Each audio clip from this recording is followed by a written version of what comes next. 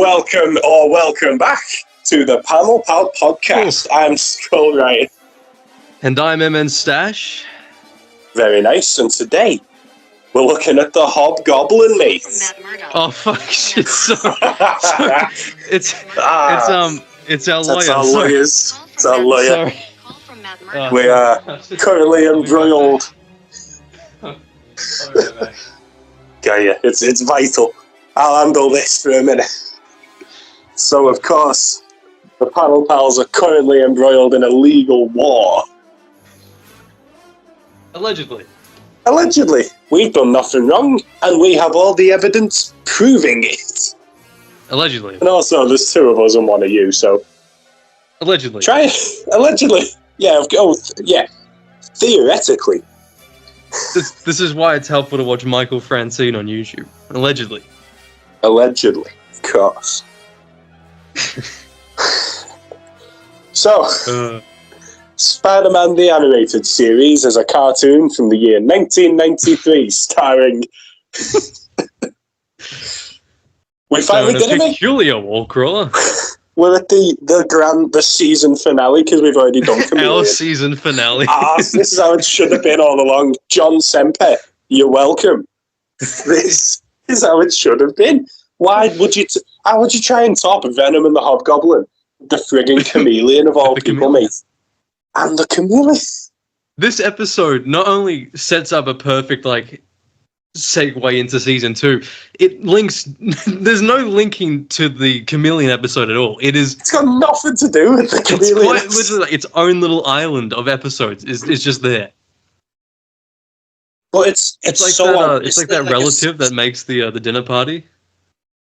They just don't want to see, and then you just have to acknowledge the person because they're there. God. It's so obviously like a season finale as well, because Peter moves out. He fights the plot threads from the season kind of come together. We've already seen Osborn and the Kingpin having some dodgy work relationship going on. Smythe returns, mate. Yeah. In my notes, I wrote Smythe is Kingpin's twink. They're like, they jealous? I know it's later on in episode 2, but it shows the winding pathway that Spider-Man took to get back to Crime Central. How did Smythe do all that in his wheelchair? Yeah, it was funny that when the whole thing was exploding, Smythe said, "Run!" And I just started to laugh because what? I've been watching it on a computer. Why are they running? It also did no one question from the outside world this giant tower just exploding constantly in the space of a week. Yeah, it was the whole end sequence where the whole the secret entrance comes crumbling down. Yeah, it's out of New York, in the corner, but you'd still have people around. It's like an industrial site. But even when Hobgoblin, I think the first episode was blowing the whole place to sky high. Yeah, true. Then it went back to normal. The next frame, everything was fine. There was no debris or broken floor or the support beams caving in. Someone would have seen something because he opens the door at one point to let his big glider in. That glider's stupid, by the way. It's so ridiculous. It's just way too... It's not even normal. You can tell they were selling toys. It's so stupid. Correct. Yeah, because it's if you buy the original Hobgoblin and you get the new Green Goblin, you can attach the original glider onto the new one. How cool is that? Wow. Speaking of seeing things, what about a bald Hobgoblin in the start of the episode? I didn't think I had that on my bingo for 2025. Yeah, it's disgusting, isn't it? The smooth, what about his reasoning for why he's the Hobgoblin? He basically says, people for the millennium have been scared of hobgoblins, so I'm a hobgoblin. Kingpin's it was weird that, I say. Well, Norman made his equipment and made him, basically, and it was just so weird to have that take, and him working with him as well. Yeah, but Hobgoblin is let's be honest, even in the comics and that, as cool as he is, you do kind of need the Green Goblin first, don't you? His whole thing was being a goblin. Like, that's why they're like in the writer's room. How do we give him some sort of meaning to the name? Yeah, it's like, listen, we've printed the Hobgoblin toys already. We can't paint them all green. What are we going to do? Well, but like in the comics, Norman's a green goblin because he had nightmares about a little green goblin when he was a kid. So why would he give this mercenary, like, that'd be like being scared of snakes and dressing a mercenary up as a big snake. What's like... Why? It was weird, because like even the fight scenes with Hobgoblin I didn't like them at all, because Spidey couldn't do shit. He's just you can't have me. like...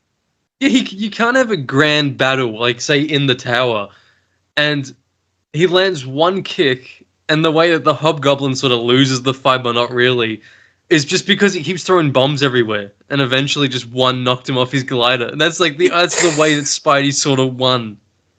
He destroys his own like base, doesn't he? Mora. It's so stupid. Like, the restrictions, I think, killed a lot of the fight scenes in this, because you just sort of... You watching it and you just think to yourself, how on earth is Spidey supposed to beat these people if he can't throw a punch? He just dodges all the time, doesn't he? And then they just so happen to he can kick, but he kicks like once every fight. Yeah. But like, if like, say like take the Scorpion, he doesn't have to punch him, because when Scorpion goes to stab him with his tail, Spidey can just move out the way and the tail will hit an elect. Stan Lee loved doing this, by the way. It's in all like the comics. I was reading the other day, you know, the one with the mud monster.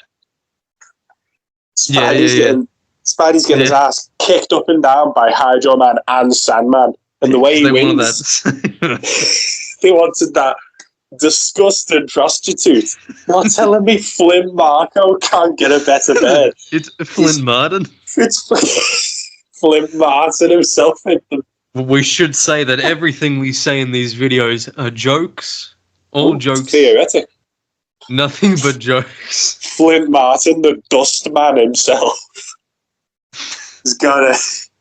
The way Spidey wins is by ducking out the way and they hit each other, and that's it. Didn't have to throw a punch. But even like Hydro Man went from this show where he wanted MJ to then in the comics where he just wanted that cheap, disgusting, filthy slut. She's absolutely... She's so horny for supervillains. Spidey won the fight like that too. In this episode where he just ducked and then Hobgoblin hit the glider on the stack where he buried Ben Reilly for a bit. Yeah. If we went back and watched every episode, I bet nearly every villain defeat would be because Spidey moved out the way at the right time. Doc Ock gets caught on his own magnet, doesn't he? I bet that's why they did the lizard first. Because they're like, oh, thank God, a villain where he doesn't have to beat him by punching him. Yeah. Can just zap him with his laser beam. I thought it was interesting for one scene though, when Kingpin and Smythe get back into the tower. You see Kingpin run at full speed from front on. It reminded me of the Rhino from the 60s show where his legs were just sort of moving up and down. Yeah. It was a sight to behold. Even didn't Kingpin say like, he reminded me of me when I was younger? Yeah, Hobgoblin being like a go-getter. But yeah, I'm like, oh yeah, the young you who couldn't climb a fucking ladder that got you arrested. It doesn't line up. It does not line up with what we see later in the show about Kingpin's youth. Also, doesn't that Daredevil episode reveal that his name's actually like Wilson Moriarty? Because they just couldn't help themselves. It's like the Batman retcon from Tom Taylor. They just always got to change something. Yeah, the Joe Chill shit now, dude. Imagine if that stuck from the show and not like the symbiote shit. Or even if the symbiote stayed the same from the comic, but for some reason Wilson Fisk's name changed from that to whatever the fuck they used. Fucking Moriarty. No, it's just so we know. Oh yeah, he is a bad guy then. Moriarty. Christ. Richard Hitler. I like to count this episode of having a Ben Reilly cameo. Because at the end, the doctor says to Peter, "That's what's wrong with you kids today." But he says that to Peter, even though he looks the same age as him. Not only that, he looks exactly the same as him as well, like his facial features. he was just blonde, and I thought in my head, that's Ben Reilly. He's just trying to throw him off the case. You youngins. Literally the same fucking age. Did a hobby sound like Skip Westcott to you in this? When he had Harry? Oh. He's talking about his dad. Like when Harry's like, did he pay the ransom? And then Hobby's like, "You're mine now, Osborne." And I'm like, ooh. Throwback. Osborne's ultimate weapon, the magazines. Don't be rash. Hobgoblin himself. Go on. Yeah.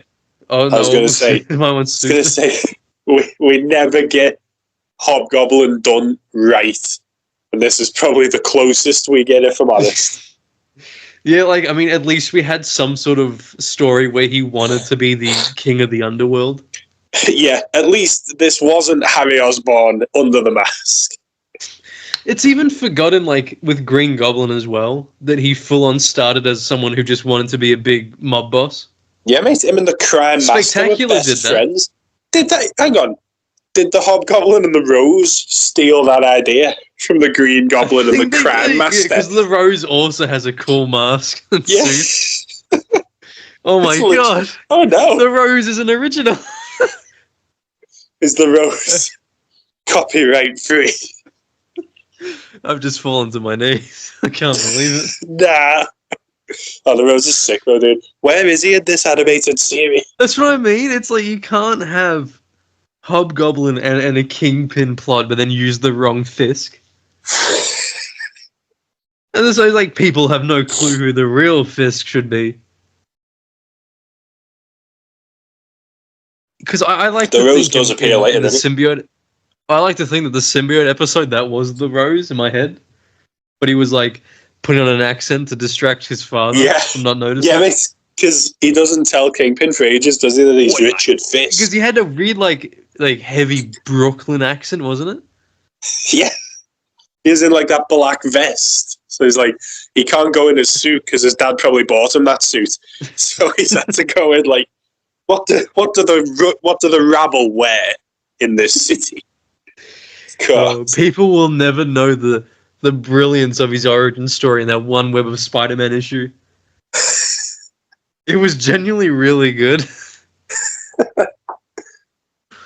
But, I was gonna not the one where he was the controller or the brainwasher. No. This was in like the 80s or 90s when they showed like how he became the Rose. It's got like a sick cover too, where he's picking up his glasses and the mask. Oh, I know what cover you mean, yeah. And but I only remember the one where he shoots that cop, where he like crosses his like his morality goes out the window and it becomes just another pawn in the Kingpin's game. It's like people don't understand. It will never get a proper The Rose adaptation ever. Marvel is sleeping on all these like boss storylines. They could be animated. Like DC's got 1 million, like most of them are shit, but DC's got 1 million animated movies, and Marvel's just got like new Ultimates. The Ultimate ones, yeah. Yeah. What's going on? They could adapt Death of Jean the Wolf. You could have Spidey and Daredevil. That's literally that was the stupid thing I was going to say. I was like, I said in my notes, imagine if this story adapted the Sin Eater story. Like, how would that look like? Because, like, with all the restrictions, would he be like the Sin Forgiver? Or it's just a priest walking around. Instead of a shotgun, he's got holy water. Yeah. But my sins make me who I am. Not anymore. I said in my notes, do you think Daredevil broke down when he heard Peter save the Kingpin on the TV? He starts like looking into him. He's like, "Here is this piece of shit." Yeah. Of course, Aunt May thinks Kingpin's just the greatest person ever. Oh, she's a villain, mate. She's devious. She knows what she's doing. In the video I showed, the outro I made with a flame on. Yeah. At the start, I started talking shit about Aunt May for all like just how horrible she is as a person. Yeah, mate. Faking all them heart attacks. Bit of attention. Aunt May always faking a faint. She was dead snotty in this as well at the end. When the doctor said she had a seizure, Peters goes, "Yeah, right." When she wakes up and Peter's like, "Oh my god, you got attacked by like a costumed lunatic who threw a grenade at you. Are you okay?" And then Aunt May's like, "Oh, it wasn't the grenade that shook me up. It was the state of your apartment. You're moving back in with me." Jesus Christ, give him some independence. She just sounds like Skip. Yeah, you're coming with me, Parker boy. I hate when she could never. I understand the aspects of not accepting him growing up, but they really went over the top sometimes, especially in the comic books. He's so huge in this, dude, and she's babying him.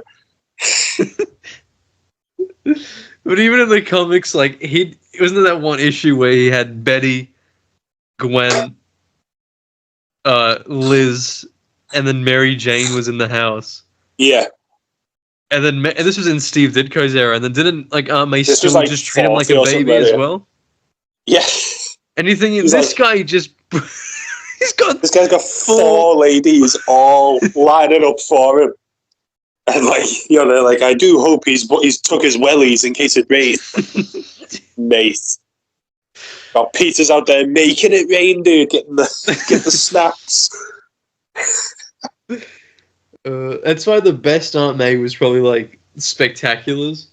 Yeah. Sam Raimi's was pretty good. What about the new animated series where you see her once in a photo frame?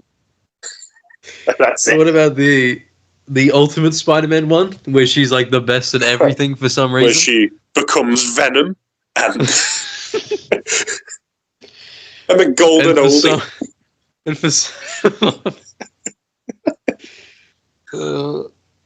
My head. There's just so much shit. Oh. Ultimate Aunt May from the comic was like, she was like a hippie, wasn't she? She was only in like a late 40s. Yeah, because Uncle Ben also had a ponytail. Christ. And it took him like 12 issues to die. But didn't Flash also say some shit? He calls him a hippie? Yeah. Yeah, don't diss the origin. I'm doing a video on that one. Oh. What about new Ultimate Aunt May? Wow. What a contribution. What about the best Aunt May, Marissa Tomei? Oh. Best in the sense. Ever had. She's probably the most shaggable. I don't think we've had a more comic accurate Aunt May. Ooh. They took 3 movies from to learn about great power and great responsibility. And then, even though there wasn't, I think Uncle Ben just left in the MCU. You know, I don't think he's dead. I think he just left because they still have a suitcase, but no one. Yeah, they've got a suitcase with his initials, but no one actually mentions him. Probably because he's went off to like shag young birds instead. Or was he just like Aunt May in the Ultimate Comics and just dead before the story even started? Yeah, he died when Peter was like 4 instead of because of Peter. Yeah, Tony Stark actually always visited, he just couldn't remember. How was that? You know, Aunt May dying in Far From Home. Spoilers for that came out 2020. How was that Peter's fault? Just because he hoped the Goblin would be cool. Like, he couldn't have known he'd snap. You know what I mean? But also, like, he immediately sensed when he did, and then did everything he could not to, like, you know, let it get too far. Meanwhile, normally, Spidey's like, "Oh, there's a criminal there. Not my problem." And then it's he also gets like that if he'd have like let the Goblin bugger off, and then Goblin killed him, fair play. But nah. Well, it's also that stupid thing of in those movies, like No Way Home, even Far From Home a little bit, the civilian characters are just... I don't like how they're always in the midst of a fight scene for no reason. Yeah, get the hell. You've got, like, Genki Ned and then not MJ in the middle of a giant Sinister Five fight. Get out of the way. The Sinister Five, I'm still pissed off at that, Frightful dude. Five. The Frightful Five. But yeah, I thought the same during... I do honestly think the worst of them movies is Far From Home. Yeah. Because... Yeah. And I fucking love Mysterio as well. Absolute no one's shit. watching that shit. No. And the whole sequence of them being, like, in the London, wherever they are, and, like, there's a Mysterio... It's a Disney Channel skit. It's like watching Zack and Cody. Didn't they, like, have a license plate that said ASM 90... Oh, what number was it? Was it, like, 98? 99? Which one? No, was it earlier? When he went to London. I can't remember which one it was. Is that when he goes to see Gwen? Oh, it would have been before. I think it was early issue 90s. So like 91 to 4, one of them it should be, I think. Yeah. Maybe 94, is it? No, that's different. I've got one up here. Spidey fights in London. The Amazing Spider-Man, 95. 95. I'm pretty sure that was a license plate in that scene. Christ. Easter eggs are so shit. Hey, look, we do know the comics. Hey, did you guys know that Spider-Man's actually from a comic book? We sure didn't. But let's put in a scene where the character bashes a comic book. That's issue ASM number 5. That's a reference to Flynn Martin's first appearance. Hey, Hugh, can you just say you read this shit? You're a nerd, please? Thank you. Literally, yes. Like, and then you get Andrew Garfield's like heartfelt, emotional speech about what Spidey means to him. And then he gets Spidey in my life. He gets 2 like shit movies. Well, the first one's quite good, I think. He gets 2 movies, and then they bin him off first chance they get. And then Tom Holland, who's like, oh yeah, when Tom Holland got asked like what his favourite stories were, I'm pretty sure he said the Clone Saga. But unless he meant the ultimate Clone Saga, I don't believe him. I think he's got PR people. But it's also like Tom Holland would go straight to, I dressed up as Spider-Man, and then the photo is always them as like a toddler. And it's like, okay, but what kid didn't dress up as Spidey? Yeah, dude. I had like 3 I wear a myself. fucking mask and I'm like an adult. It's like, and I don't get paid to do it like for a movie. I'm just doing this because I make stupid videos. It's like, that got like drudged up for the like. Look, we've cast a real fan. You had a real fan. You had Andrew Garfield, who genuinely loves. I reckon he dressed up as Spidey. I don't put like celebrities on pedestals. I don't really give a shit what celebrities are doing. But I reckon you could sit down with Andrew Garfield and have a proper conversation about like, I don't know, pick a villain, like the Scorpion or something. I reckon he will have read some at least. Him and Henry Cavill, I feel like, are the only 2 actors that actually gave a shit. Yeah, Henry Cavill keeps getting rinsed by that, mate. They both get like just shafted completely when it comes to comic book movies. Because they don't want to give us what we want. It's the same reason why are we playing as the Suicide Squad? Murdering Kevin Conroy's Batman. Is the Batman that you've been playing as for 20 years. But cool, like one of the sickest versions of Batman ever created. The man himself who stopped Protocol 10. The one who defeated the Arkham Knight single-handedly, dude. This cool guy. But now we're just shooting him. And he's dead. He's really dead. Well, now he's dead. But, you know. My question is as well, how did they defeat him? Because he's got the fear toxin, and he's a giant bat monster that stands perfectly still the entire fight. You're just shooting forward. he's using fear toxin. He can move around. Like, that's the whole point.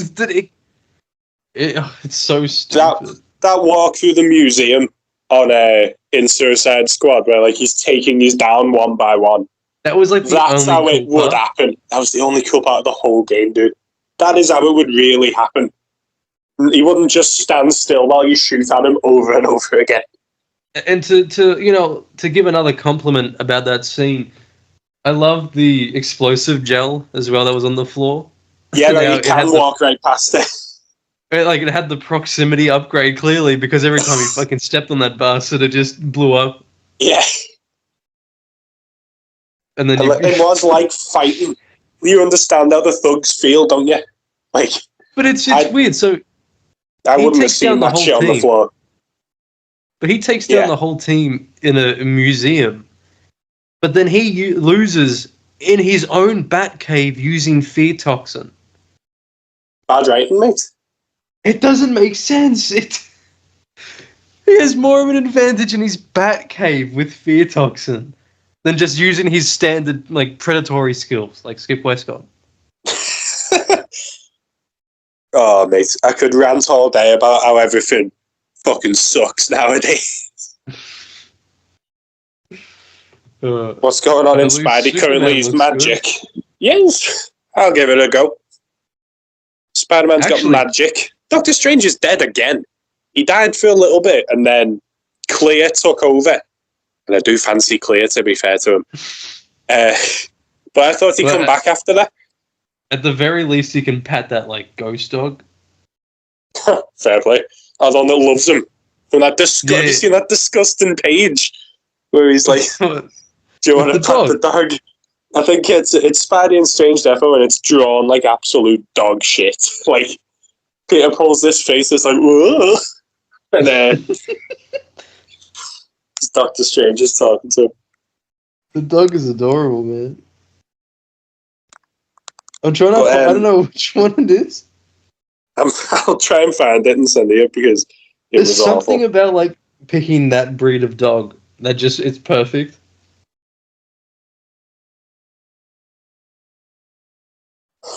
It talks too? No fucking way. Nice. I just saw a panel with Spidey saying bye ghost dog and he says bye Spider-Man and it's like, that's sick. Dog's excited to be there, dude. Oh, there's a new 2-pack for Marvel Legends, like Doctor Strange and Wong, and it comes with the dog Bats. What's his name, Bats? Yeah, I just saw it now. It comes with him as a part of the 2-pack. Oh, nice.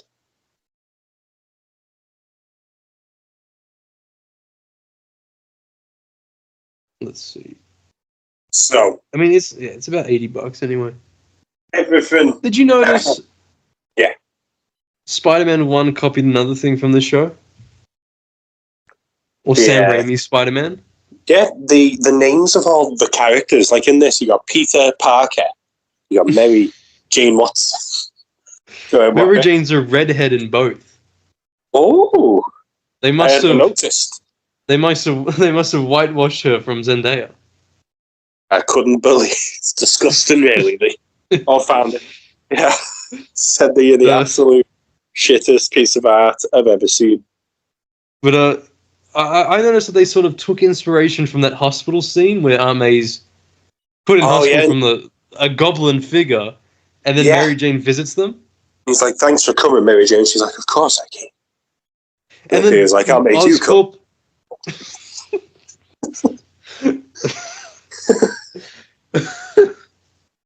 The panel pals, you don't get this.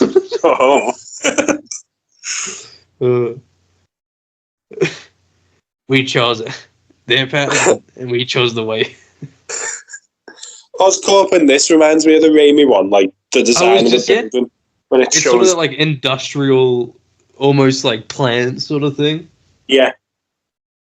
It seems dirty and like corrupt. Just by looking at it. Yeah, you can smell it from the telly. Even like when I was watching the movie today, when they had that outer shot of Oscorp, I'm like, wow, this place fucking stinks. Like literally just black smoke just coming out of one of their... They are giving New York cancer, aren't they, dude? They even had the razor sharp blades as well in this episode. Yeah, the razor bats. Yeah. Mate, They he's cut armed through to the diamond. teeth. I'm not wearing any. Damn. What, the Hobgoblin, I think, he requires too much setup, doesn't he? Like, they found a cheeky way in by making him, like, Norman's own mercenary. But... because he's built off all of Norman's shit? Yeah. Like, usually you need to have the rivalry between Peter and Norman. Then you have to have Norman die.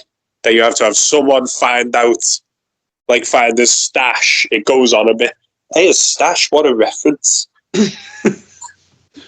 But speaking of references, this might be a big stretch, but when Peter's, like, trying to get away from Hobgoblin, and he goes under the van, in my head I was like, is that his battle van? Is that the van where that went into the river? Battle van.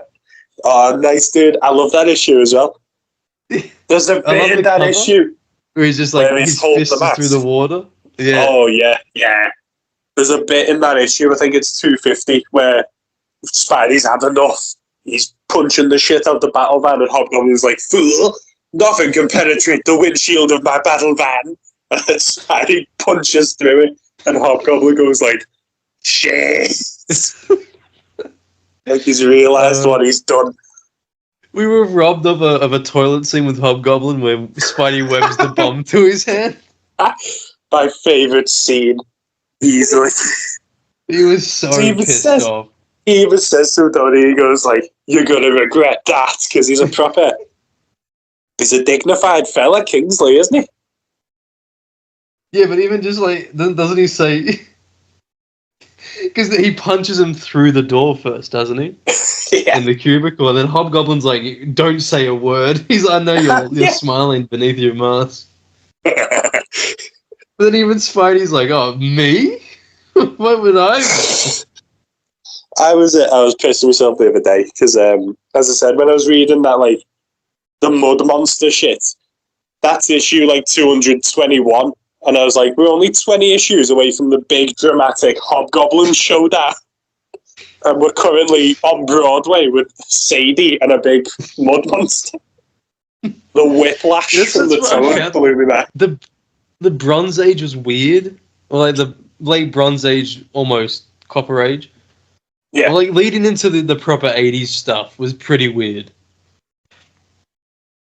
Because you had great stories, like issue 200, but then you had stories like the kid who was the fat Doc Ock wannabe Spider-Man wannabe. Yes, Spider-Boy, the original Spider-Boy. Yeah, and then that weird period of issues, because you had that one, you had the other one where Spidey's like in the middle between, is it Leapfrog and... Yeah, the Toad. Yeah, X-Men's Toad. One. He's British. And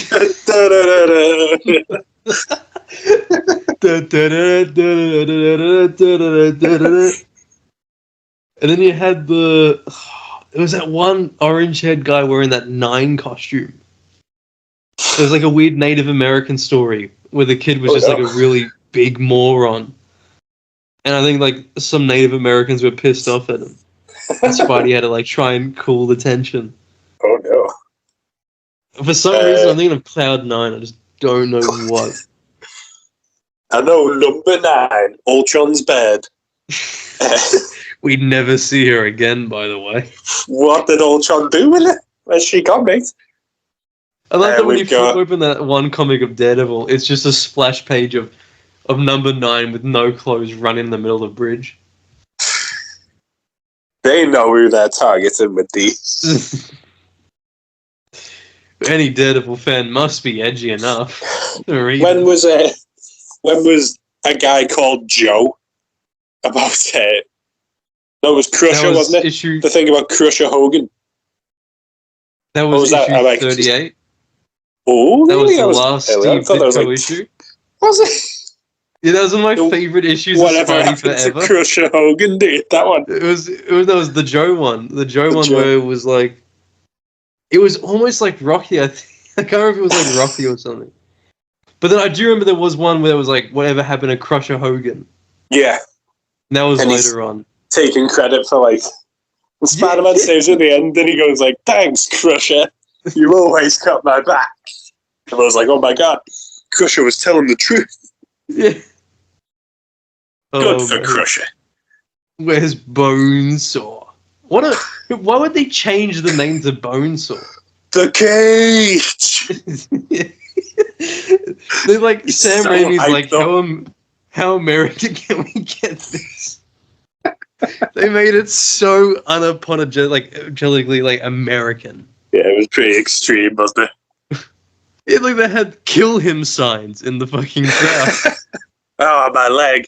You know, that's Jack Murdoch.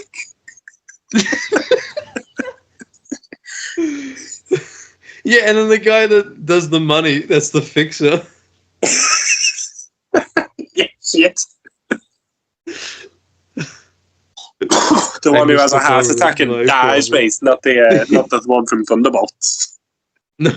Oh, okay, this is an off-topic question, but what did you think of that aspect of the Daredevil origin where like the fixer just has a heart attack as he's getting chased by the devil in the subway? I mean, I'd be pretty shit scared if something just like the devil, even if he was in bright yellow. But at least like it makes a nice change from Spidey for once, considering how everything else is just Spider-Man's origin. Like, Carradine goes to jail in the comic. Yeah. Well, I mean, minus that the little team up with Mysterio. Oh, Well, but that would have been the classic. perfect way. They had a Ben Parker reference in that movie with Mysterio, but you telling me there was no like retirement home for him to sort of take over? Oh, dude, maybe that's where Ben's gone. He's just in the retirement. Yeah, Tomei's Aunt May actually just married this like For the money. type of A real old dude. Yeah, that was just rich. He actually had treasure under the house. Yeah, the silverfish. That's why she's fuming now, because the silverfish ate it all. So she was the villain, dude. Aunt May was that gangster that 616 Aunt May nearly left Ben for. What a weird story. Like, that's why I was toying like with an idea for a video where I just talk shit about like annual issues. Because majority of annual issues are either just reprints or the most cash grab brain dead things you could ever read. Dude, let me interject. I do fully agree. Annual 10 is literally the Scorpion story again, but instead it's the human fly. It's even got like Scorpion's brother the dude who made the Scorpion. It's got his brother as the scientist who makes the human fly. Jonah is once again paying for a super soldier for himself. It's like, where's the copyright here? They tried for I think 4 stories, 4 or 5. I think they tried, and then I think they went, okay, this is too hard, and then they just went with reprints, and then we got the occasional like half-assed storyline. The only good annual is probably 1, just for the Sinister Six. Yeah, but even they're stupid in that because they're like, let's all attack one by one. Let's take our time. And Spidey didn't even have his full powers when they were taking him down. Come on, fellas. But it's like they weren't even a team; they were like a book club. Yeah, they were taking turns. It was ridiculous. Yeah, what annual was the one with the red skull? It was so random. Like, even for like the 60s, that's such a massive leap for Spidey to take. Yeah, he's been like parents are spies. Yeah, and then he goes to like, was it Russia? Yeah, and he fights randomly. The setup or whatever his name was. and he was pissed off in that. Spidey kills him and doesn't care. Yeah, but Spidey was pretty pissed off. But even in this episode, did you notice how angry he was getting? Yeah, mate, because Hobgoblin's, not only has he took Harry, he's hurt Aunt May. And that shit doesn't fly. Horrible yellow eyes. He knows. I did like how when his spider sense went off before Hobgoblin throws his pumpkin bomb into the room, and he goes, geez, Aunt May must be really pissed. She deserved it anyway. Have we met Anna yet? No, but they mentioned reference her. Because I wrote in my thing, like, I always love how when Peter and that moved out, how Aunt Anna and like Aunt May sort of moved in together for a little bit. Yeah. But then I remembered what Aunt Anna is like in this show, and my my smile instantly faded. It's so funny because she's a little sweetheart in the comics. Where like when I first read the comics, I was like, "Oh no, it's this bitch," but then she was like, "Oh, that's another May." She's so bad in this cartoon, dude. But why though? What was the point of making her like this absolute bitch? She should get with Jameson, and they can just take turns ripping it. Was the plan? I was like, "There's no way you're making Aunt Anna, who's usually this like really sweet character, into a complete asshole for no reason." Well, it'd be like how Jameson in the new Ultimate Comics wants to actively sleep with Mary Jane's mum. Go ahead, mate. Get in there. Bagsy's sister. I love how Ben's like, go for it. Like, I don't give a shit. Yeah, because in the kitchen, Madeline's like, so, Ben's single. So do you reckon Ben knows that she's after him and he just wants to palm her off on JJ? Yeah, that's the whole thing. I think even MJ was like having a massive just ill. Imagine going to your daughter and saying, "Hey, your technical father-in-law's hot." What's Madeline up to in 616? Because despite what some people may believe, she has actually been in the comics before this. Yeah, if you've actually read the comic books. Real human beings will know. These characters have been around for quite some time. In fact, Madeline kind of informed the person Mary Jane would become. Yeah, and her sister, Gail Watson. Basically, if you give even the slightest shit, you'll know. Did you like that sort of change they did in the movie where there was no Aunt Anna? It was just MJ's mum and dad. Oh, yeah, they were just dicks, weren't they? Well, like, MJ's mum couldn't do much, but she didn't even have a sister. Yeah, true. There was no Gail, mate. Aunt May says that, like, oh, I was talking to Mary Jane's mum. And I'm like, so is she a mixture of the two now? Is she friends with Mary Jane's mum who doesn't defend her against their abusive father? What about if, like, the dad's really nice to Aunt May, but then just a total dick to, like... She doesn't know. Yeah. Aunt May doesn't know that he's... You're trash. You'll always be trash. As soon as the door shuts, he just snaps back into it. Doesn't she mention a nan as well? When Peter's explaining how he couldn't see the movie, how he couldn't see the play. She's like, my sick mother? Yeah. My sick mother got out of bed. I can't remember which one. But even like in the first one when Peter's taking out the trash and they're yelling and she's like, you were listening? It's like, what is he supposed to do? I'm in my garden. I'm allowed to stand in my garden. Are you going to like try to allegedly sue me for that one? Like, what the fuck? That is defamation, Mr. Parker. He also watches her through a window getting changed. Yeah. He Skip Westcott. Skip taught him well. It's better than the Dragonfly movie did it better though. Isn't she proper like stripping in front of you? So? Yeah, and then she like goes to like almost like teeth floss. But then when Aunt May's like, Peter, and then he goes to check or whatever, I forgot the name in the movie for him. And then when he goes back to the window, he goes to the wrong one and he sees like this hairy obese man just rubbing in lotion. Then Drake Bell does that like disgust face so well that I love that scene where the Professor X is trying to send the message to him, and he kept breaking up. He's like, 2 girls, 1 cup. You know what to do.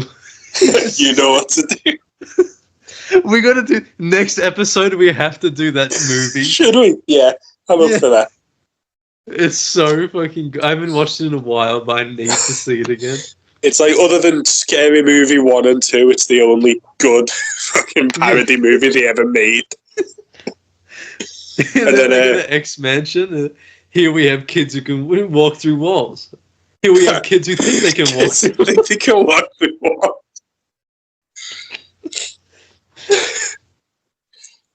So flame on! Oh my god, I'm on fire! That sounds like what Deadpool 3 did as well, mate. Oh my god! And then he gets skinned. He had a different opinion on Twitter. He made derogatory remarks. He said, "Friendly neighborhood Spider-Man should have had him out of high school." Whoa! You know,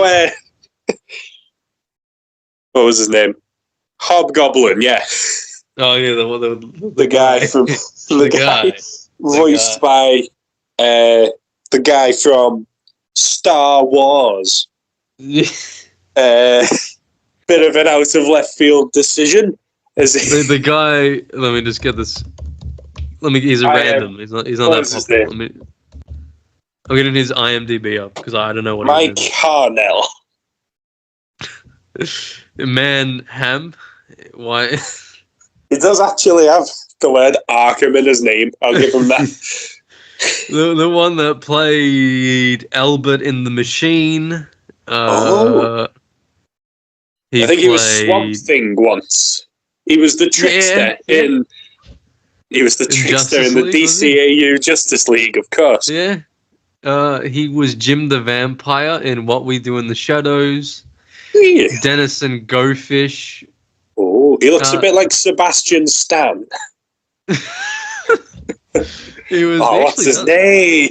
He was in Robot Chicken. He didn't play any DC characters, but he played Chuck E. Cheese in that. Ooh. I would have thought he would have been used for, like, I don't know, the Joker or something, but he never played the Joker, did he?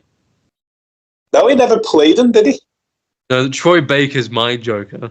I don't know who yours is. Kevin Michael Richardson. Joe DiMaggio is my Joker. Not these guys. They're kind of dead. It's just his Bender voice again. He keeps doing it. Oh, yeah, he did. Yeah, so Mark Hamill, ladies and gentlemen. Do you think they literally just said, just do your Joker voice, mate? Because well, sometimes the laugh sounded just like it, but then I feel like he dialed it back just a tiny bit so he wouldn't go that over the top. He went like a touch deeper, didn't he, voice-wise? Yeah. I thought. I did think that he did. He sounded pretty good for a Hobgoblin. To be fair, he's the Hobgoblin. He's the voice that comes out of Hobgoblin when I'm reading. For the 80s, specifically, yeah, like with the sad how with the rose and shit. He peaked at like Gang Wars, and then he just that was it. Yeah, it is. Because then what happened after that? Oh, Hobgoblin Lives, where he... No, it's because there was a mess, wasn't it? The whole Hobgoblin story, like, who was he? Was a huge mess. Once it was Ned Leeds, then it was Flash Thompson. Lefty Donovan himself got accused at one point. What's his name? The dude who was Jack-o'-lantern and then he was Demo Goblin. Oh no. He was Hobgoblin for majority of the 90s. Philip McIndale. Is that Jason Macendale? What about from the what's his name? Phil Urich from the more Phil Urich, yeah, right, from he didn't have a glider, he used wings instead. Was he Green Goblin as well at one point? He was the heroic Green Goblin, which imagine deciding to be a superhero and being like Bin Laden. Like, you're not gonna clean the name's reputation, dude. Just pick a new name. Spidey would literally, it's on sight for you when Spidey, as soon as he locks eyes, he's not gonna ask any questions. He's just gonna punch you straight in the face. Spidey sees like the combination of green and purple, and he just knows he's in trouble because all his friggin' villains wear green and purple. He sees like the green on Doctor Doom, and he's freaking out because he thinks it's a goblin. But then as soon as he realizes it's Doom, like he couldn't give a shit. Yeah. And I thought Hobby was quite funny though in this one. He had a bit of banter, didn't he? He had fun, which is what I liked. He sat on Kingpin's chair. He like put his feet up and everything. Yeah, that poor chair though, man. You see how fucking tiny that shit is? For the Kingpin as well. And you got this Goliath just running to sit on it. But even doesn't like Harry ask like what did I do or something? Or what did my dad do? And then Hobgoblin's like, your dad's loaded. You had to ask. You gotta yeah, mate. It caught me so off guard because he just randomly sort of spoke normally for the once in that entire episode. And he did the that like iconic goblin dragging Spidey with his glider in a wire. Oh yeah, dude! When he's escaping Oscorp. Yeah, I always love when they do that sort of like cliche now, like just whenever he fights a goblin. Well, I sent you that panel the other day, didn't I? At the end of Hobgoblin Lives, when they finally unmasked him as Roderick Kingsley, and Spidey does it back to him.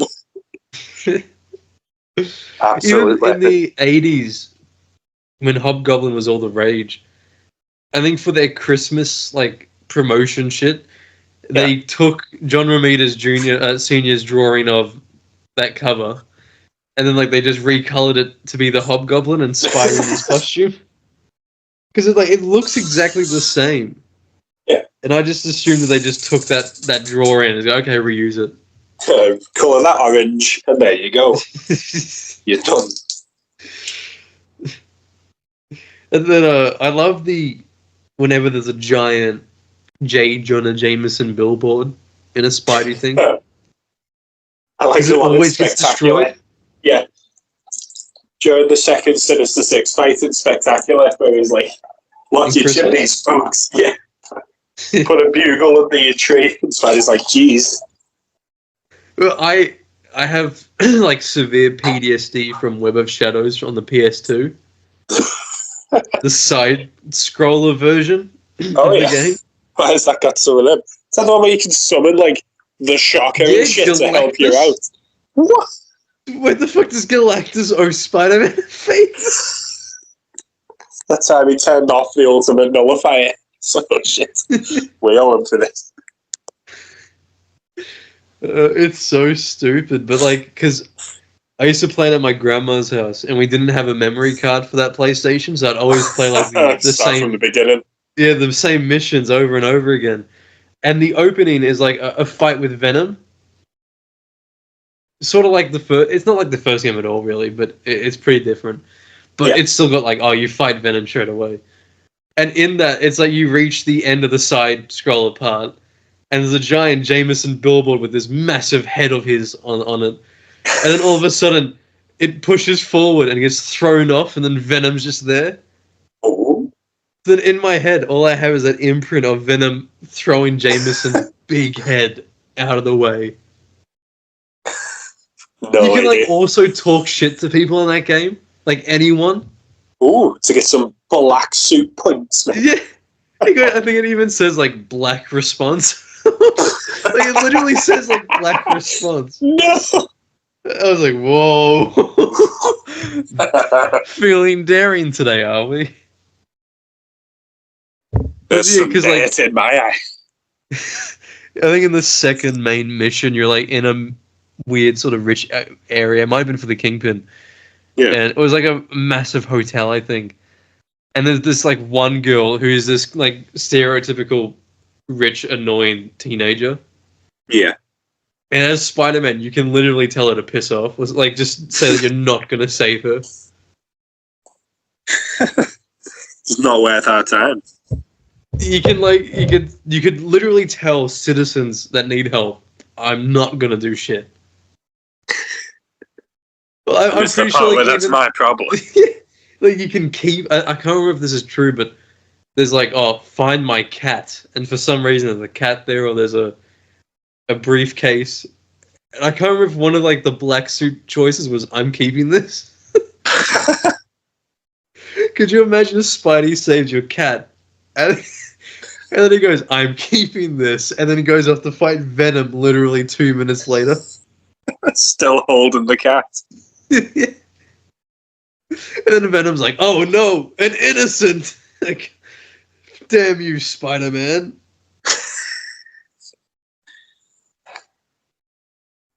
What did you think of this story overall? Bit of crime, innit? The whole assassinating the Kingpin plot. I bet you Peter's kicking himself over this in a few months' time when he finds out who the Kingpin actually is. It's all right. I feel like it was pretty good for the most part. I do like how, as I said, this is by far the series finale, because episode 2 and 3, the Spider Slayers, sets up this like rivalry between the Kingpin and Norman Osborn. Like, the Spider Slayers failing means Oscorp is now in debt to Fisk, so he's trying to take him down before he, takes his life's work. But then the Hobgoblin being just like, no one tells him what to do. He betrays everyone because he's all for himself. I love that he's always trying to be like 10 steps ahead. Yeah, like the second the Kingpin starts trusting him, he runs right back to Osborn to go, well, Kingpin told me this.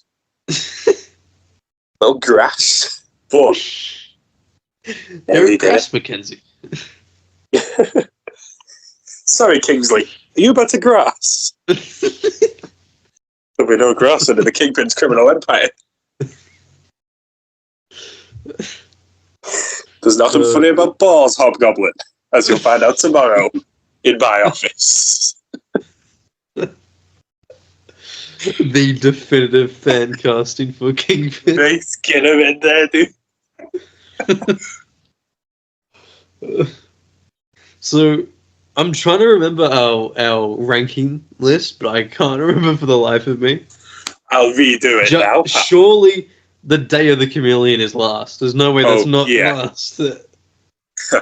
I think Day of the Chameleon last, and then I would put Craven. Over Spider Slayers? Yeah, I think so. Just because looking at the Spider Slayers, are we counting Spider Slayers as 2 or 1? You think it's easier to probably just count them as 1? And yeah, because at least one of the Spider Slayers episodes introduced Harry, Norman, Kingpin, I think Felicia and Flash. That had the some Venom use. saga has to go top, in my opinion. Oh, dude. Yeah, by far. What about Scorpion and Armed and Dangerous? Scorpion was better than... Was it the Mysterio one that was really disappointing? I can't remember. All I remember about the Mysterio one was your, expert deduction that it was Eddie Brock the whole time. Oh, yeah, because it made it, all signs were pointing towards Eddie Brock. He's like, Spider-Man ruined me. And Eddie Brock being, a professional photographer, he might know about all stuff like lighting and how to set up all these holograms. So we're going Venom Saga. What the fuck? Hang on. I've typed in season 1 episodes, yeah. The Lizard as well. Oh, that was quality, the Lizard one. Season 1 episodes come up with 2 episodes I've never heard of. One called Origins and one called Osborn Academy. Do you think perhaps it's mixed up? That sounds like a different cartoon. A completely different thing. Night of the Lizard, Spider Slayer. That sounds more like the 2017 show, just the word Academy in that. Oh yeah, we went to Horizon Labs. That's another thing. Do you know who voices? Do you know who voices Norman in that? No. Who is it? Josh Keaton. Oh shit, me dude, they've done it to us again. I hate them Like- so much. Josh Keaton was there again. He's right there. He's on the fringe. And we don't even see his Electro die in the game. Remember that? He just died off screen. He also So he voiced who's Ollie Osnick, okay, Norman Osborn, and John Jameson from that show. Yeah. Why did he keep bringing them back for Ultimate Spider-Man? Had Chris Daniel Barnes as Spider Electro. Knight. He was Electro Spider-Man, again, which is weird, and he was Spider Knight. So at least he got to voice a Spider person. And he did another one, I think, as well, like a more evil Spider. I can't remember who. I don't remember much from that show. Yeah. Literally, if it's on my TV, it's purely for just noise. Because it's the one show where I'm not worried about missing it, or I don't give a shit. Or you don't even need context to whatever you're watching because it's that sort of low effort with the stories. Yeah, brain dead. Yeah, you can just like tune in whenever you want, and you're like, okay, I know what's happening. So even though they had like Paul Dini writing for them. Oh, man, what a waste! The Ultimate Spider-Man cartoon also, in one of the Christmas episodes, had the Shocker, but it was 616 Shocker instead of Ultimate Shocker. Like he was in bright yellow, and he was.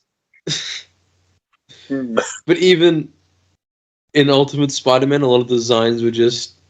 Yeah, it felt like whatever they wanted. They had Scarlet Spider Kane, but then he wasn't a clone of Peter. He wasn't a clone of Peter. He was just a dude who had spider powers as well. But then what about Vulture? Do you remember Vulture in that show, voiced by SpongeBob? Wasn't he like the Vulture from Brand New Day, the one that is a vulture and he like spits acid and shit? He was more like Lizard than Vulture. If you know what I mean. He wasn't dude in power armor, he was a monster. But like were they like a teenager as well? Yeah. What was that dude's name? Shit. What did he play there? So we had Night of the Lizard, Spider Slayer, Dr. Octopus, Scorpion, Kraven Mysterio, Venom, Hobgoblin, Chameleon. So altogether we've got 8 rankings. So at the bottom you'd put Chameleon. And at the top, Venom. At the top we'd put Venom. Then second last was Kraven, third last was Spider. I think so. Would you agree with that, or would you swap them? Actually, no, the Kraven episode was pretty boring, though, wasn't it? Yeah, it was nothing to do with the comics. It was completely... If they'd have just adapted the comics, it probably would have been a bit better. But then you would have had more Chameleon. So is Lizard top 2 or 3? I think I would put Lizard as third, and then Hobgoblin. Oh yeah, can't forget about Hobgoblin. So, and then like Mysterio, Scorpion, Doc Ock, the last 3. I'm trying to remember. Like I can't remember fully. Mysterio had bonus points because it looked like he was pleasuring himself in one scene. Did you? And we had the debut of Terry Lee. Oh, yes. The Spider-Man's own Renee Montoya. Who needs Captain Jean DeWolf? Ooh. Not me. And then Dr. Octopus was very, like... For Dr. Octopus, you'd think, because he's, like, top 3 Spidey villains normally. He was just another villain in this. They never build up any specific rivalry. I'm gonna Hydro Man is more a personal villain for Peter in this cartoon than Dr. Octopus. I've written down Venom, Hobgoblin, Lizard, Scorpion, Mysterio, Doc Ock, Spider Slayers, Kraven, Chameleon. That sounds good to me. I feel like Scorpion and Mysterio are like interchangeable almost. Yeah, if not for that wanking scene with we couldn't have a punch, they said. Oh. Also, what's with like Spidey and having the worst luck in the sewers? In episode 1, he falls flat on his ass. How does he fall as well? He's got super sticking powers. Yeah. But then in this episode, I love when he's sitting there. And they're putting out the truck above him. Yeah. The battle van. The battle van. Is that a reference to like the water? Oh, maybe, dude. And Punisher gets a battle van later on. I love that scene in Superhero Squad where like Punisher's just going on a really random dark ramble. Yeah, they're all like, "Oh, you can drop us over here." Yeah, but isn't he just talking about like broccoli or something? Brussels sprouts? Yeah. Now that's the Punisher. That's Frank to me. He's not even Frank anymore, is he? You never think, shit, I just killed a human being. That's being generous. That scene's boss, dude. I love that bit in Daredevil. Where he's like, they're having a full argument over why Frank does what he does. Oh, they iconic, they recreated that one issue, didn't they? He's tied the gun to his hand. Yeah. Doesn't that Daredevil come and say, like, no more Mr. Nice Guy? Because he's got a gun pointing at the reader. Yeah, I love that scene so much when the goons are about to go to him, and he even does that smile. Oh, yeah, when he clicks it and he, like, giggles to himself for kicking ass. Ah, mate. That show is so good. Incredible. Too bad, as my viewers would say, Disney's going to ruin it. But then they've got, like, a serial killer who, like... Yeah, we've not seen... The serial killer villain, like, takes people's blood and paints with it, so it doesn't sound very Disney, does it? I'm hoping it's going to be actually pretty decent. I'm hoping for some Mr. Fear, bit of Stiltman. Oh, mate. The Gladiator. Because this is what Karen do the Angel Page story arc. Ooh. Yeah, with their fear and phobia. That was the name, wasn't it? On a podcast? Yeah. Get her on this podcast. Oh, my God. Yeah. Oh, my God. Karen Page, next episode. Ooh. If we're still on the air by then. If we've not been arrested and sued. Allegedly. I always do the Michael Francis, the allegedly my associates and I. Who's your favourite goblin? Oh. Does Bruce There's a lot to pick from. Does Bruce the Gargoyle count? The Gargoyle, mate. Maybe. What about... the bestest friend you could ever ask for. I mean, like... Bart Hamilton. I'd say... yeah, the one that... Wasn't he like the doctor or something? Yeah, he was Harry's psychiatrist. Who stole the original Hobgoblin, dude, because he stole Norman's secrets. Oh, I love that scene where Hobgoblin's like, I've taken everything I can from Norman.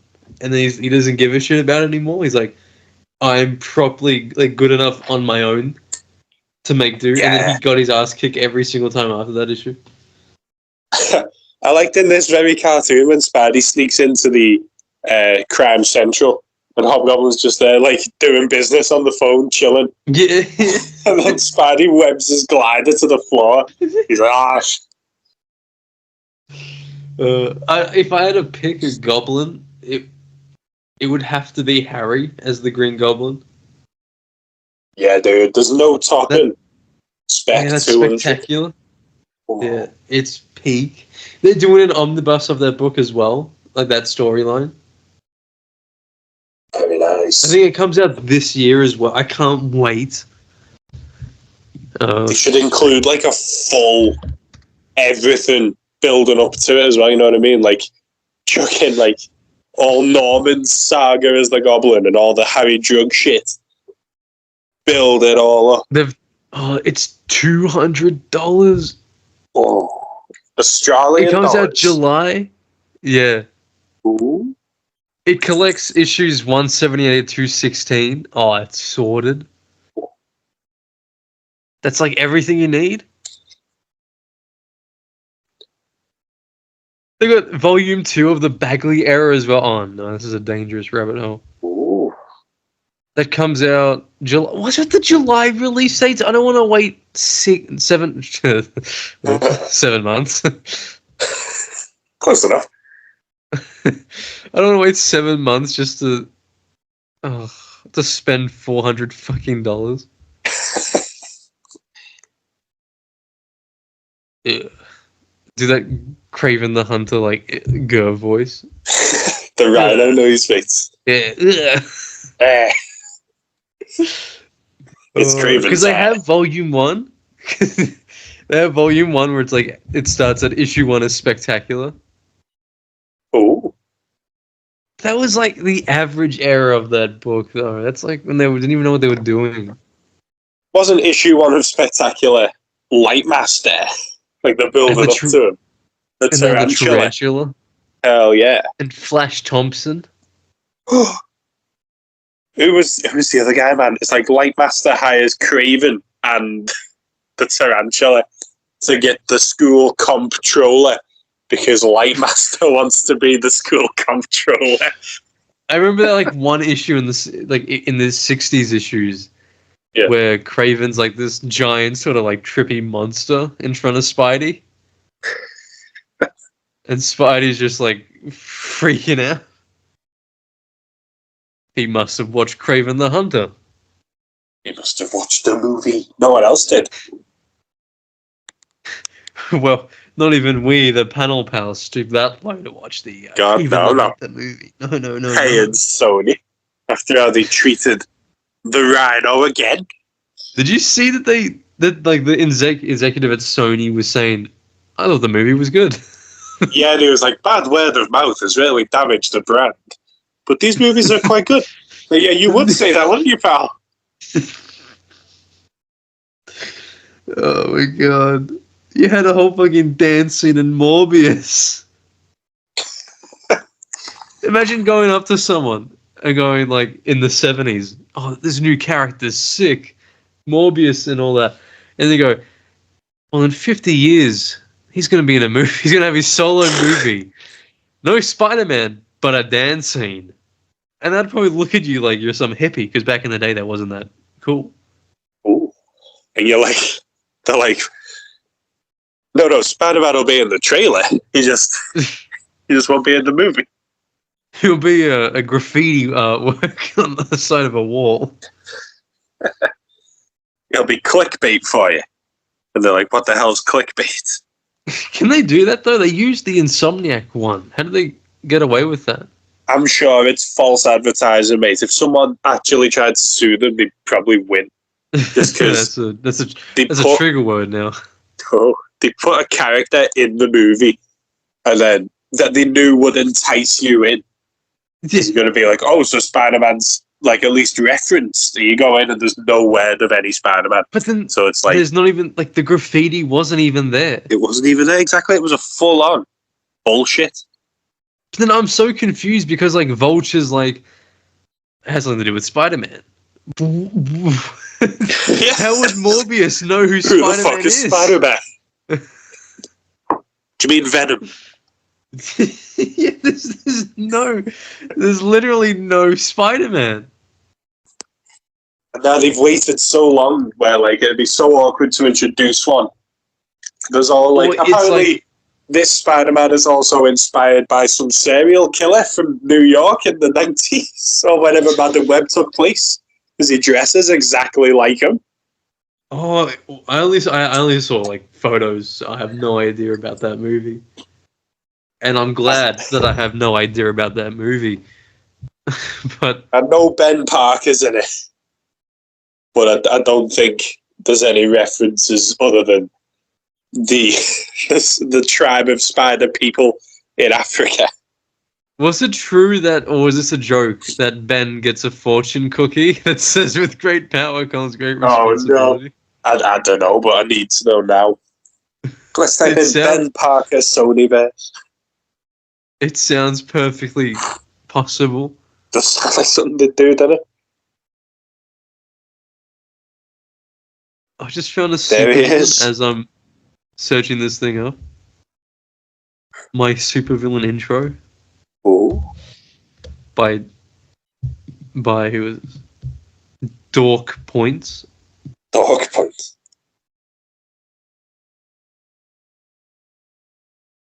Julia Con. Who the fuck? Okay, so taking care of a pregnant Mary Parker, because remember, it's not his son, it's his nephew. Yeah. Do you think they should have just used Hobgoblin in Spider-Man 3 instead of being the green snowboarder? Or just don't half-ass the Green Goblin? Yeah, just make him... He can wear the gear again, can't he? It was there? The helmets were there. Like, why would you... It shows one in Hobgoblin colours as well, doesn't it? Yeah, like more of like a orangey sort of... Even just silver look. Yeah. But even like... It was so random because Spider-Man 3, besides Harry, had two villains who had no build-up, yet Harry was built up through the first and second movie. Like, so well to the point where you know, it's like, this should be the climactic ending to the trilogy, where it's just Harry Osborn versus Spidey. Yeah. It literally, Spider-Man 1 and 2 was all about his hatred building and building and building. And then they just hit pause on it, don't they, with the amnesia plot. Yeah, and then his butler's like, your dad killed himself. He's like, oh, okay. Huh. Mine, as how it should have ended. It was like, we thought of telling that before I got hit in the face with a bomb. Oh yeah, that. Why didn't you tell me before? Oh, that's stupid, man. Oh. So, next episode, dude, of the animated series, we won't do straight away because we're gonna expand into 2025. But we're doing a bit of everything. Yeah, I do know the next episode has copious amounts of reused footage from this season. So let's see if we can spot all of that. Good to see the budget went all the right ways. It went into that sick intro, and that's it. We're done. They got Aerosmith. they called it that guy from Aerosmith. What show will we look at next? Are we doing the new animated series? Yeah, go ahead. We'll. I like that one. And there's only about 7 or 8 episodes, isn't there? 13, I think. It was just one season. Is it? I thought there was only 7 or 8. Rocket Racer, Lizard, Electro, Gaines Twins. It was super, but definitely getting incest vibes from them. They reminded me so much of the what's it called? There was like these sort of siblings characters in the Chuck Dixon run of Daredevil. And were they psychic or were they just weird? They were weird. Nightwing, Chuck Dixon. Oh no! I typed in Nightwing chugs dicks instead.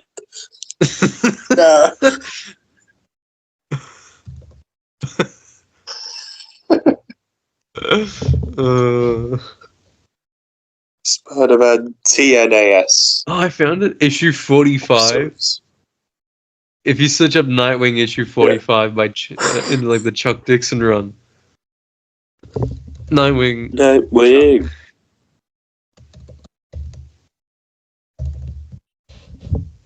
Yeah, the issue 45. Do they not just sort of give you that same vibe? The Hunt for Oracle, Part 1. Oh, where's she gone? She couldn't have gone far. Yeah, she's actually just asleep.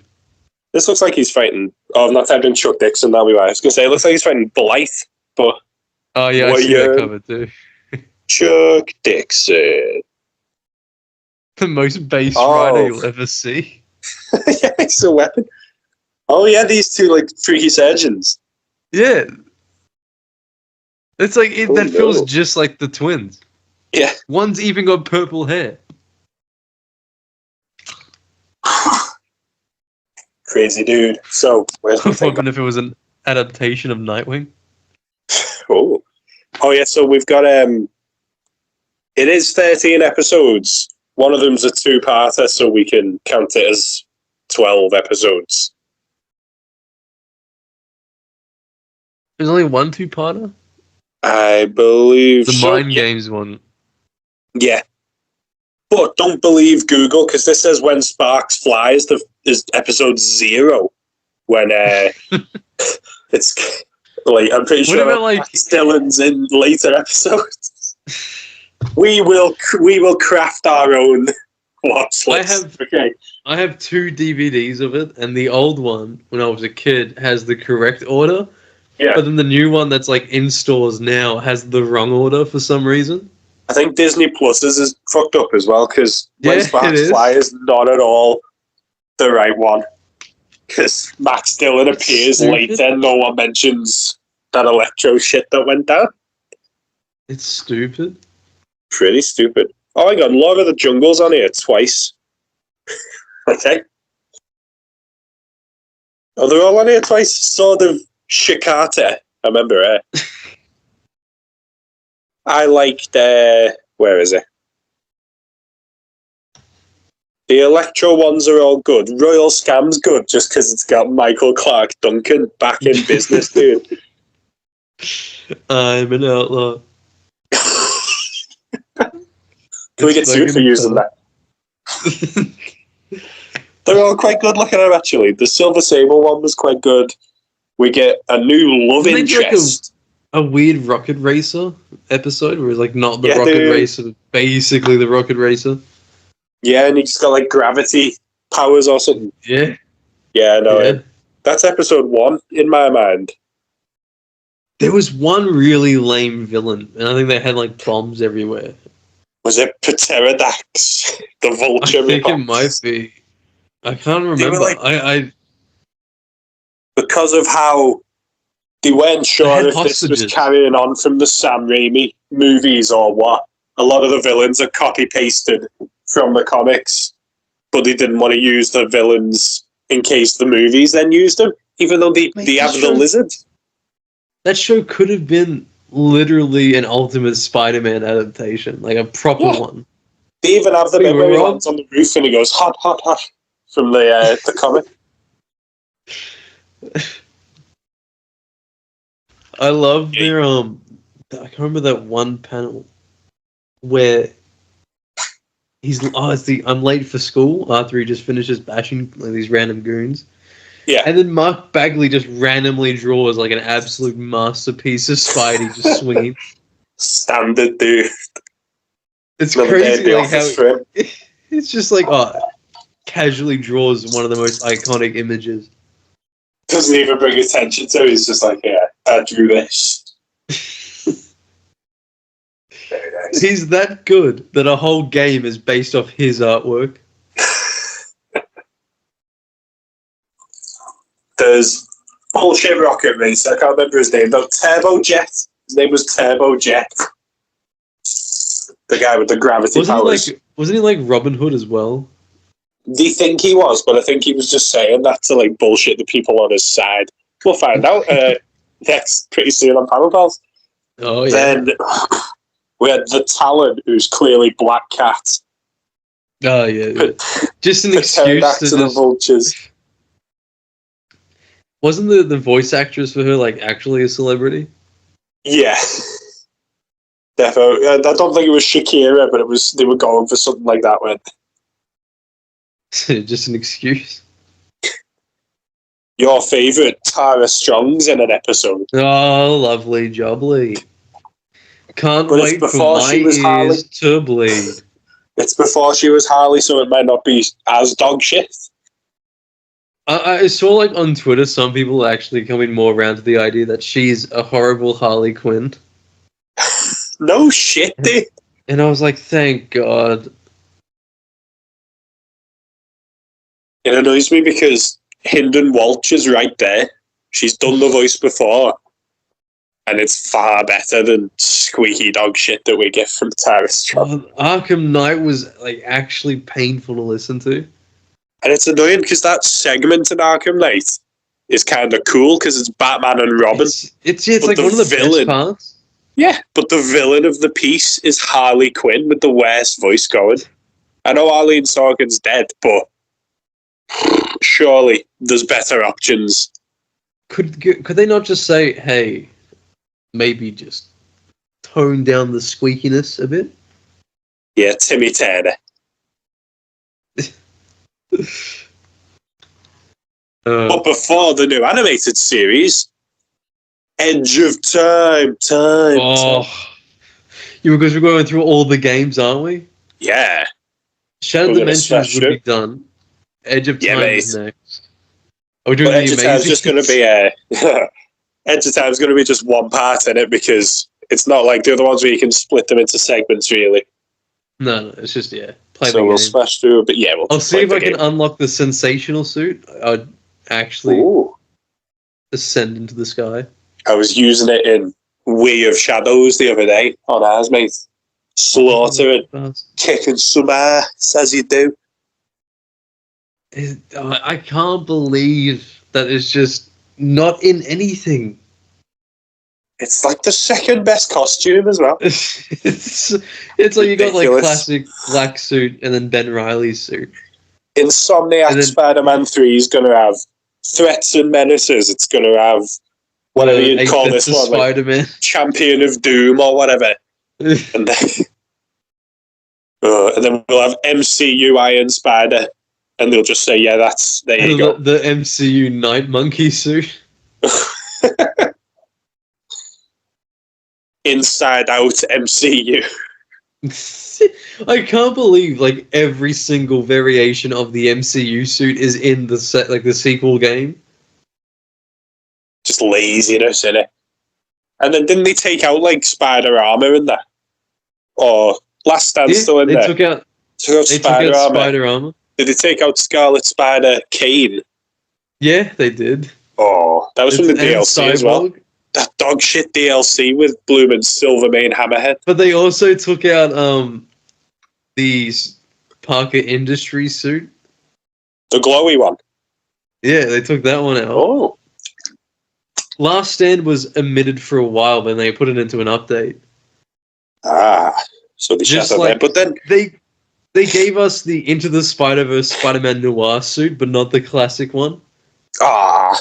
So it stands defeats out. The whole purpose? Yeah, I want to use like one that's just normal. I hate them movies being made. They've absolutely tainted something I loved. They used that shitty costume Ben Reilly had for like a cover before they changed it. But no sensational suit. They want the hood. Idiots. Oh, but then you got their stands who like back up every single thing they do. You've surprised me with saying the Last Stand suit was put in an update. I thought the only additional suits they gave out were their awful designs from in-house. That one, that was a part of it, I think. But there was like these two like 80s streetwear suits, and I'm pretty sure the money might have went to a charity. I don't know, but you had to pay for those. Like, I understand it's for a charity, but then give us a costume that actually looks good. Make it worth it. If they'd have done the sensational suit and donated all that to charity, they would have made a lot more. You give it to charity, don't half-ass it. And then instead we get like 80, and then they're for free now, by the way. They're for free. I got it for free on my PlayStation. Not that I'm going to even use the suits. No, because why would you? Yeah, and then it's like, update, finally. The only proper update in ages. You get a bunch of shit, and then, suits that were in the previous games. It's like, what are you doing?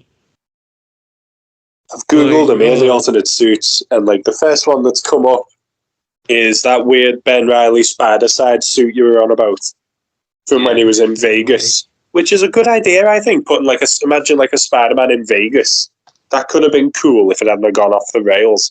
You know, he fights in that comic. He fights Mysterio, but they kill Mysterio's daughter, but she ended up being a robot the whole time, and he was just playing. Of course, of course. That is the most Mysterio thing ever. It's like he's making them feel they're guilty, and then I think your head pops off, and you can see the wires. It's like, oh. And he had an Aunt June who was this addicted to gambling, angry old lady because he was trying to recreate Peter's life for himself.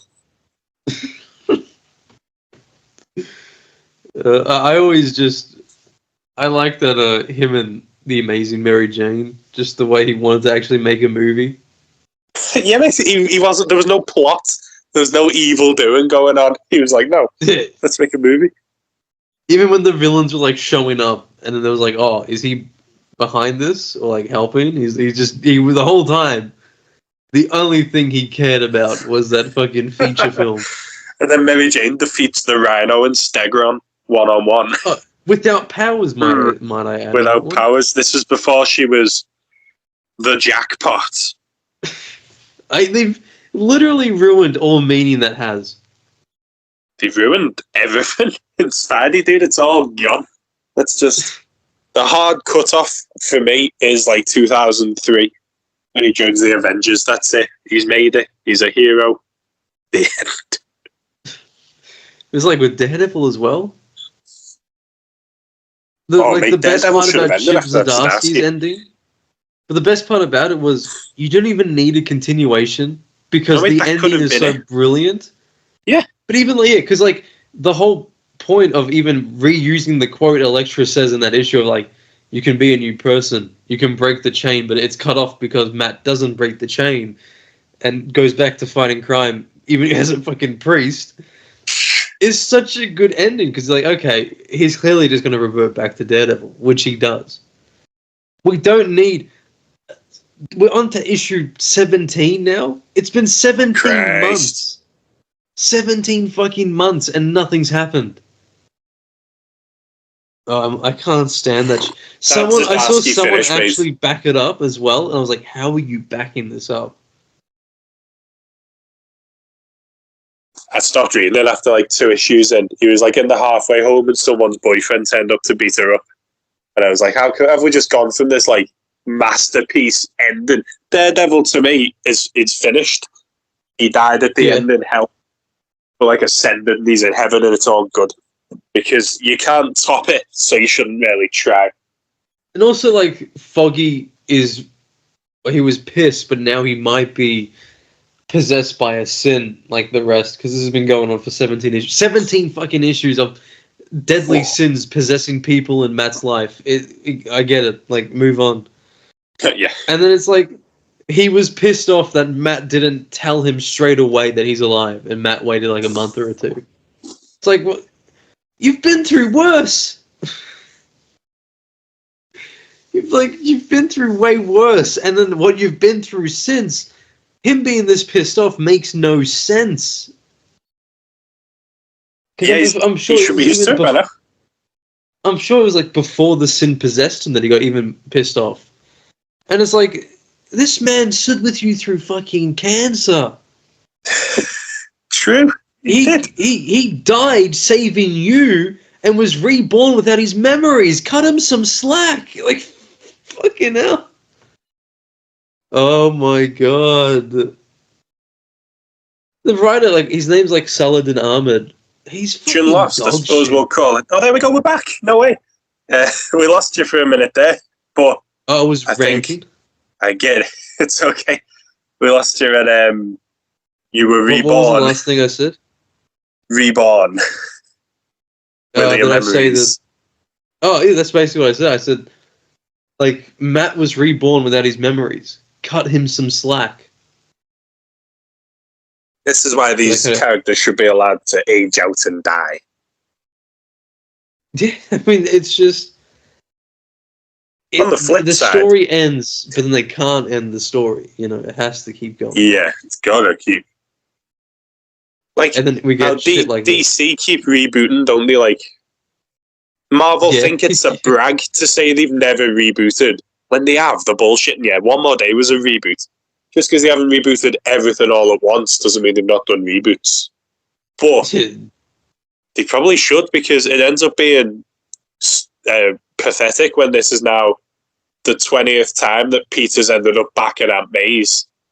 Well, if you reboot, you can just say, well, yeah, he's out on his own, you know what I mean? But even like, you know, DC's had Crisis, fucking Flashpoint, New 52, or whatever, and like even Rebirth, is Rebirth like a reboot again? Yeah, it was a funny one. It was like a reboot / regression back to what we had. Because suddenly Wally West was back, even though he'd been kicked out of the universe in the New 52. And then now it feels like everything in DC, it feels like the worlds are sort of like stable. But I also count the all-in branding as a mini reboot as well, because there's no way they're going to use all-in and not sort of like... It literally entices you to read the fucking book. It feels like a little bit of a reset point, even if it's a continuation. But Aquaman's getting his first fucking ongoing series again. Oh, no way. I couldn't believe it. Make the New 52, Aquaman was genuinely sick. It had the, he was cool as hell. Was it the Sea King or something like that? I can't remember. He fought a bunch of like piranha monsters called the Trench. He got lost in the Sahara Desert. There was a lot of shit going on, but it was actually quite good. Because I think Jeff Johns himself took it on. Yeah, he did. What was that? Let me see. He fought the Trench King, and he fought Dead King as well. That's the issue I got, the first Dead King. Ah. But, like, you know, it's weird to think he's actually getting a volume or, like, a new series now. Has he not had one for a while? The only DC I've really kept up with is Batman, and I'm still a bit behind on that. And I'm not loving it currently. I saw something saying, like, oh, like, Aquaman's finally getting a title again. Ooh. You'd think with him having all the movies, and he's definitely one of the main 7 DC Justice Leaguers. I'm happy that he looks like Aquaman, because I was sort of sick of, like, the Jason Momoa he's looking like Jason Momoa. Like, that was, like, the norm for a bit, wasn't it? Yeah. Synergy, he's dude. Playing Lobo now? Apparently, yeah. Yeah, it's, like, actually, unironically, really good casting. James Gunn cast, like, actual fan cast. Well, on the MCU, we're fucking struggling here. Christ, the MCU's gone, dude. Isn't it like Nathan Fillion's Guy Gardner? What did you say? Isn't Nathan Fillion Guy Gardner? Oh, yeah, he is. He's got the fishbowl as well, dude. Yeah. Got the shit haircuts. Hawkgirl's there, Metamorpho's there. Nice. Millie Alcock, what a name, is playing Supergirl. She was in Game of Thrones, wasn't she? Let's have a look. Well, she doesn't, not to sound nasty, she doesn't immediately look like Supergirl. Let's have a look. Fox Telco. It says, House of the Dragon, so like Game of Thrones 2. I just hope that they like... She's Australian? Yes! Not to sound pervy, but I hope they give her like the skirt costume. Well, that is Supergirl, isn't it? Yeah, but they like wasn't the CW show giving her almost like a bodysuit? Yeah. And then the Flash movie gave her a bodysuit, even though it was based more off the Injustice design.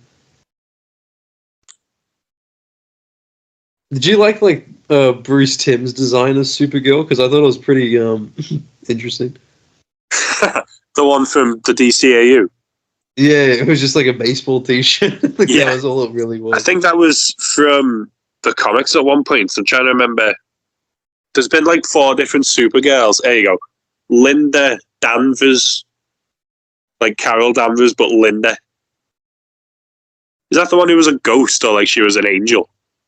It got real screwy, Supergirl, at one point. Like she got murdered by cultists, but then like the soul of Supergirl went into this little girl and then gave her the powers. And then Peter David, she got, you lunatic.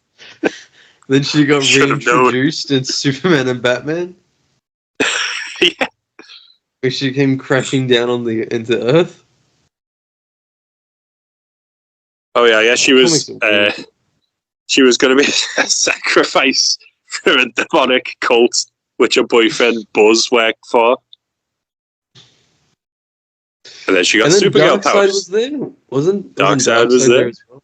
which means Granny Goodness was probably there.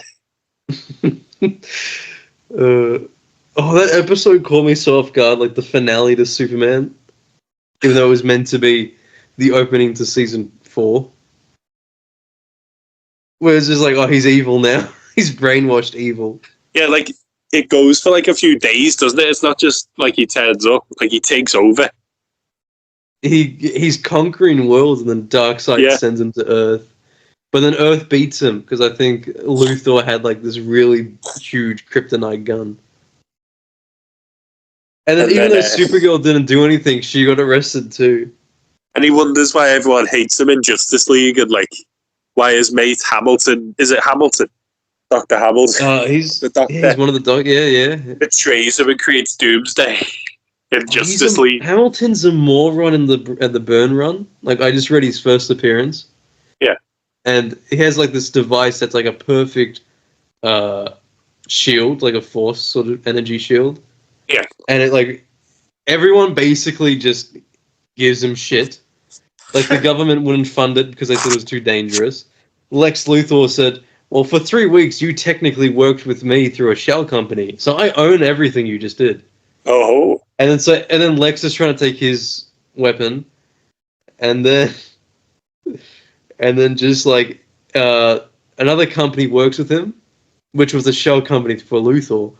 But then they accuse him of murder because someone cut wires which made it short circuit, whatever the fuck.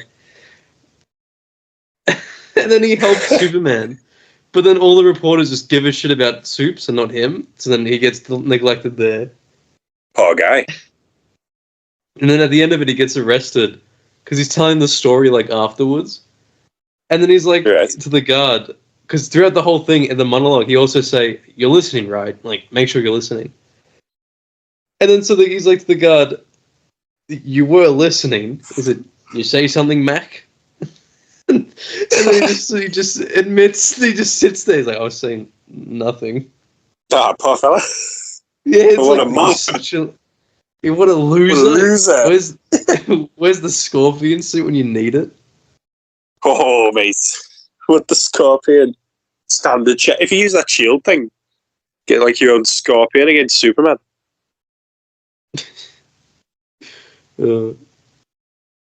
I think that's done pretty well, I think. Smash through that, dude. So, excuse me. Edge of Time, mate. Another 2099 banger. I think this is written by Peter David as well, isn't it? Yeah, it was. Yeah. Nice, dude. I Don't like let him. Dan Slott fool you. Do not fall for Dan Slott's lies, mate, ever. Yeah, he had the Hobgoblin killed. He did it. Yeah, and everyone killed at one point. Oh, yeah. He wrote the issue where Phil Urich gets the jump on Roderick Kingsley and cuts his head off and takes all his goblin gear. Ridiculous. He did then retcon it that it was Kingsley's brother Dan who got killed instead. But for a time, I was fuming. I was like, bastards just killed off Kingsley. Oh, it's so shit. It's so oh, yeah, God. I'm scared to reread the Dan Slott stuff. I had a request to do that. Like, Oh. I don't want to. I don't. I think if I was gonna do it, I'd do it all in one, like smash out session. You know what I mean? Just get it over with. That. And he I was like, on the book for like a decade, so wasn't long, he? dude. Yeah, but there's so little substance. I genuinely think I could read through like. You could smash through it quite easily, yeah.